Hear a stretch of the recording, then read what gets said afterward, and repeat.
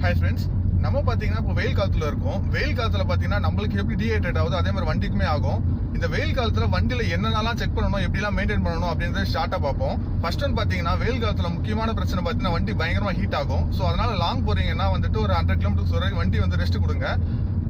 அந்த மாதிரி வண்டிக்கு ரெஸ்ட் கொடுக்கறதால என்ன ஆகும்னா, ஈவன் தான் ரேடியேட்டர் ஹீட்டா இருந்தாலுமே ரேடியேட்டர் ஃபர்ஸ்ட் கூல் ஆயிடும். அதுக்கப்புறம் பாத்தீங்கன்னா இன்ஜின் டெம்பரேச்சர் கொஞ்சம் குறைஞ்சிரும். அதுக்கப்புறம் பாத்தீங்கன்னா ரன்னிங்ல எப்பயுமே வந்துட்டு வண்டியோட இன்ஜின் டெம்பரேச்சர் வந்து மெயின்டைன் பண்றது கரெக்டா இருக்கா அப்படின்றத செக் பண்ணிட்டே இருங்க. எப்படி நம்ம ரோட பாக்குறோமோ அதே மாதிரி டெம்பரேச்சர் மீட்டர் பாத்துருக்கிறது ரொம்ப அவசியம். ஏன்னா எப்போ வந்து டெம்பரேச்சர் பாயில் ஆகும் அப்படின்னு சொல்லவே முடியாது. நெக்ஸ்ட் பாத்தீங்கன்னா வண்டி வந்து விரட்டி ஓட்டாதீங்க வெயில்ல.